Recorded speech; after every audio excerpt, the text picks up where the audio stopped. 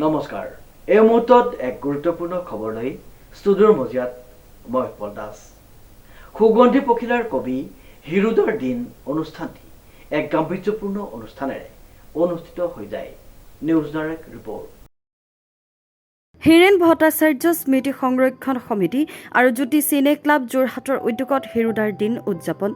আজি সুগন্ধি পখিলাৰ কবি হীৰেন ভট্টাচাৰ্যৰ উপজাদিনৰ লগত সংগতি ৰাখি যোৰহাটৰ তাৰকাগৃহৰ প্ৰেক্ষাগৃহত হিৰুদাৰ দিন শীৰ্ষক এক অনুষ্ঠান অনুষ্ঠিত হয়। পুৱাৰ ভাগত হিৰুদাৰ প্ৰতিচ্ছবিত বন্তি প্ৰজ্বলন হোৱাৰ পিছতে নৃত্য প্ৰদৰ্শনেৰে অনুষ্ঠানৰ আৰম্ভ হয়।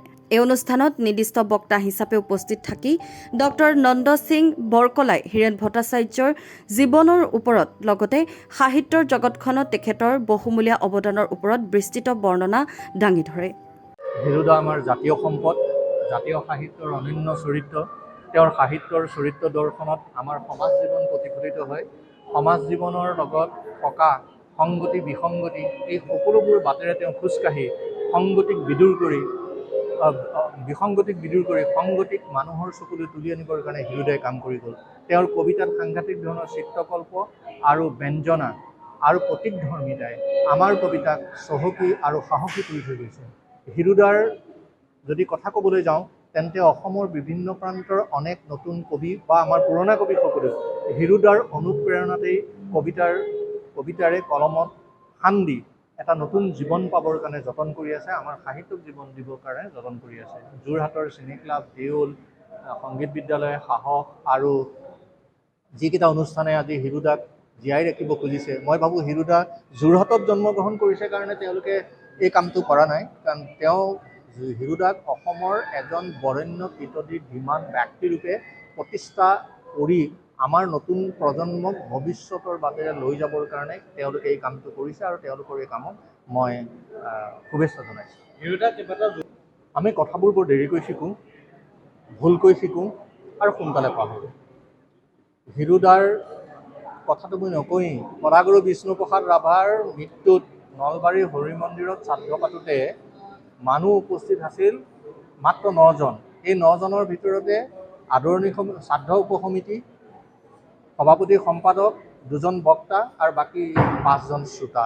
গতিকে 1980 চনলৈকে বিষ্ণুপ্ৰসাদ ৰাভা এটা নষ্ট চৰিত্ৰৰ মানুহ, এটা সন্ত্ৰাসবাদী। কিন্তু 80 চনৰ পিছত যেতিয়া অসম আন্দোলন হ'ল তেতিয়া হিৰুদাক ধুই পখালি তুলি তালি আনি বিষ্ণুপ্ৰসাদ ৰাভাক তুলি তালি আনি আমাৰ বুকুৰ মাজত প্ৰতিষ্ঠা কৰিছে। গতিকে আমাৰ মানুহে শিকিব কথাবোৰ, আৰু যিদিনাখন শিকিব সেইদিনাখন সময় আমাৰ হাতত নাথাকিব, কাৰণ আমাৰ ভাষাৰ আজি সংকট হৈছে।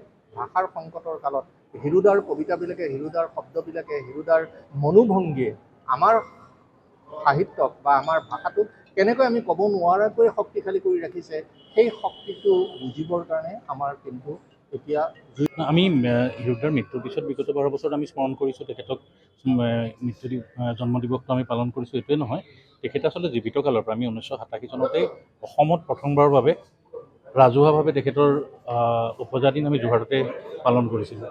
1987 চনত গড়মূৰত আমি পালন কৰিছিলোঁ। গোটেই কথাটো হ'ল কি যে হিৰুদাৰ জন্মস্থান যোৰহাট, আৰু যোৰহাটৰ প্ৰতি হিৰুদাৰ সাংঘাতিক আগ্ৰহ আছিলে। যেতিয়াই যোৰহাটলৈ হিৰুদা আহে আমাক লৈ যায় তেওঁৰ উপজাগৃহটো দেখাইগৈ, মানে উপজাগৃহটো আচলতে চাবলৈ যায় তেওঁ। এবাৰ প্ৰত্যেকবাৰে তেওঁ উপজাঘৰটো চাব যায়। গতিকে সেইকাৰণে আমিও তেখেতৰ প্ৰতি সেই সন্মান প্ৰদৰ্শন কৰি তেখেতৰ স্মৃতি বিজড়িত উপজাগৃহত আমি পুৱাৰ বন্তি প্ৰজ্বলনে তেখেতক স্মৰণ কৰা হয় আজি। তাৰপাছতে আজিৰ মূল অনুষ্ঠান যোৰহাটৰ তাৰকাগৃহত এতিয়াও চলি আছে। তাতে আমি নন্দ সিং বৰকলাই ডাঙৰীয়াক তেখেতক আমি নিমন্ত্ৰণ জনাইছিলোঁ। তেখেতে ইতিমধ্যে ভাষণ আপোনালোকেও পাইছে। তেখেতে হিৰুদাৰ কবিতা সম্পৰ্কত যিধৰণে তেখেতৰ বিশ্লেষণ আগবঢ়ালে, মই ভাবোঁ এইটো এনেধৰণৰ বিশ্লেষণ আগতে কেতিয়াও মই অন্ততঃ শুনা নাছিলোঁ বা মই পোৱা নাছিলোঁ। গতিকে হিৰুদাক নতুন প্ৰজন্মৰ বাবে জীয়াই ৰখাটো আমি ভাবোঁ খুবেই আৱশ্যকীয় কথা। এটা অসমৰ বাবে, অসমৰ সমাজ জীৱনৰ বাবে হিৰুদাক আমি জীয়াই ৰখাৰ প্ৰয়োজনীয়তা উপলব্ধি কৰি আমি এই উপজাতি দিনটো সদায় পালন কৰি আহিছোঁ, ভৱিষ্যতে পালন কৰি যাম।